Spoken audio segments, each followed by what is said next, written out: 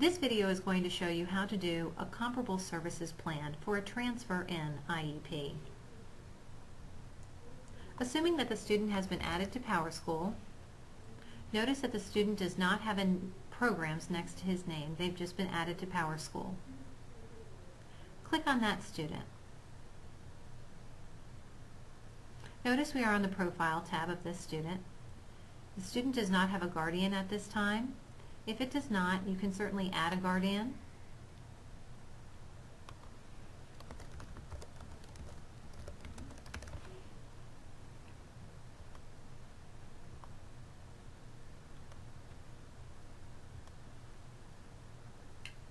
Once a guardian has been added, you may move forward.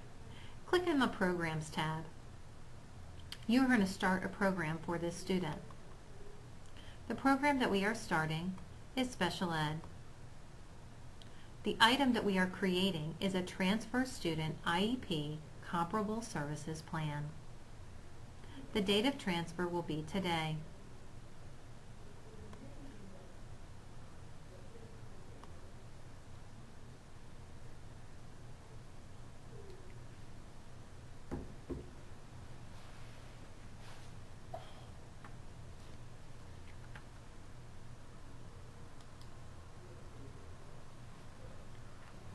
Noting that this is the case, there is a warning statement.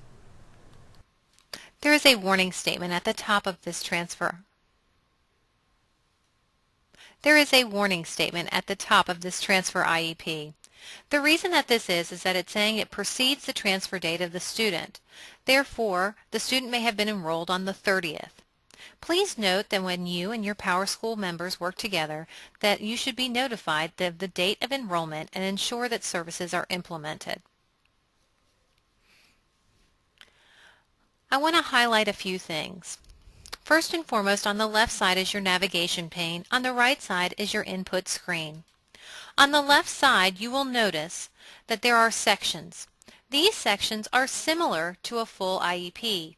Please keep in mind that this is not an IEP. It is merely a services plan that will be in place for 30 days. If you scroll down on the navigation screen, there are documents that will be created as we move forward, and there is an attachment piece. The transfer student IEP that comes to you should be scanned and uploaded in this section.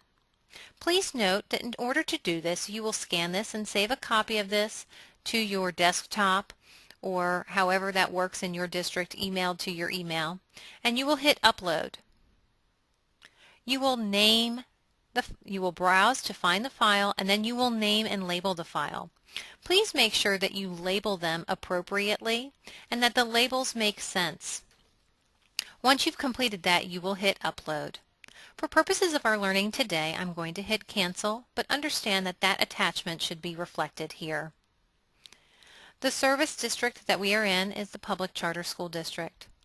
The school that the child is going to attend is Coastal Leadership.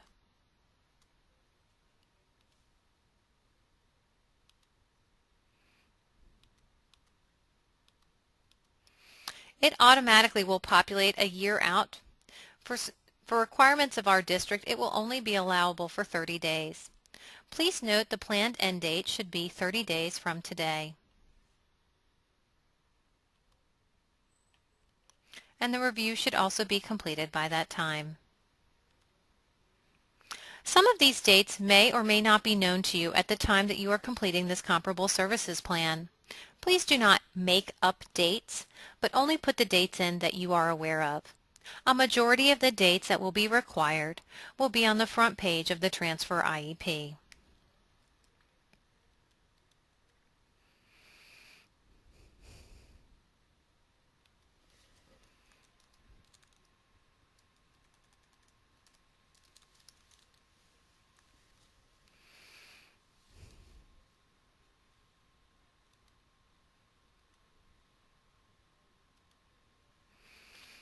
You'll notice here that you'll put in the primary and, if necessary, secondary disability.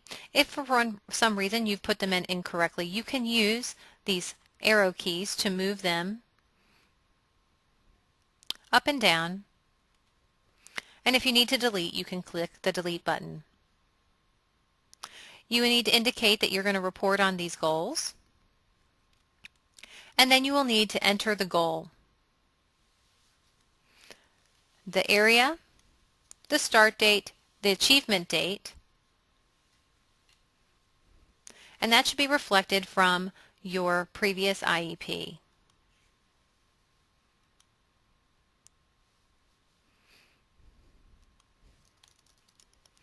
For comparable services plans, probing and progress monitoring are not required. Please instruct your teachers or yourself to uncheck this box. As you move forward, you'll go into the Accommodations and Modifications section. Please ensure that this is reflected appropriately based on the IEP that you received and that it makes sense for your new environment. Moving into services,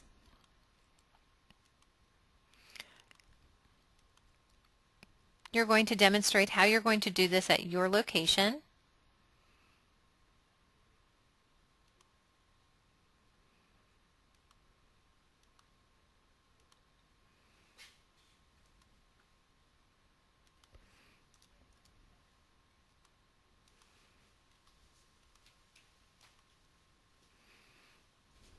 If you need to add additional services, you will add additional services here. If transportation services are reflected, which for a majority of our schools that will not be the case, you would put that in there. If there are any specific directions, considerations, delivery methods, or those types of things that need to be conveyed, you would indicate that here. You will complete the assessment participation. It may not be applicable for those 30 days, but just understand that if there is some testing going on during that time, you will need to reflect that here. I'm sorry for moving the screen too quickly.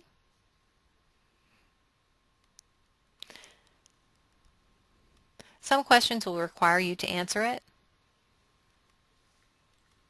These are all familiar from the annual review that we did together. Under Lease Restrictive Environment, you're going to choose School of Residence for all of our charter schools. You're going to indicate what the delivery instruction looks like, if there are any specific directions. For this particular coursework, they will not be able to participate in an elective. They'll be with the teacher working on math goals. Again, the same thing for Least Restrictive Environment. Here you'll have an automatic bell-to-bell time schedule that will appear. It has already calculated the 250 minutes from the LRE previously put in. You will have to pick a placement option. You'll move into extended school year.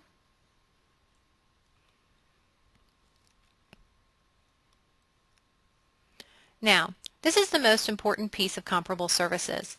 You're going to want to ensure that you have a statement of the comparable services. It specifically requires that you describe any differences between the program that is going to be provided by the new LEA and the IEP from the prior LEA. This is important to highlight if there's any differences in goals, services, LRE, or assessment participation. This information is provided to you here because those are the things that are required in this section. Please make sure you take time to thoroughly describe this. At this point, you could save it if you were going to do this through a meeting. If you were going to do it through not having a meeting, then you could complete your PWN. Once your PWN is complete,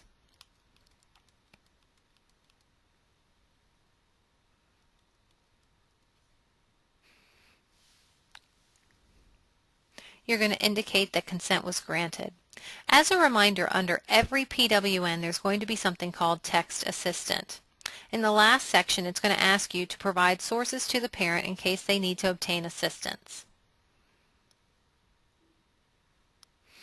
In this particular place, there will be a statement from the South Carolina Public Charter School District, and you will need to select and insert that information.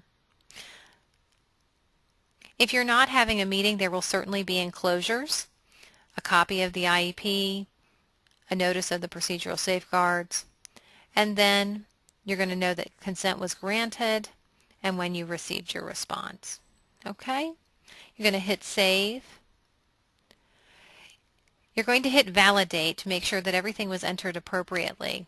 You can do this as a self-check. If you hit finalize, it's still going to default to validating first. My validation passed, and now it's giving me the option to finalize. And then I can agree to print it. I can agree to finalize the IEP or print if I need to. Notice that there's two tabs here, Transfer Student IEP and the Prior Written Notice. You'll need to print both. It's giving you an option to print both here. If you only needed to print one because you're going to have the meeting and then come back later and do the prior written notice, you could do that. For our purposes, I'm going to close it. And now you have your Transfer Student Comparable Services IEP. Thank you.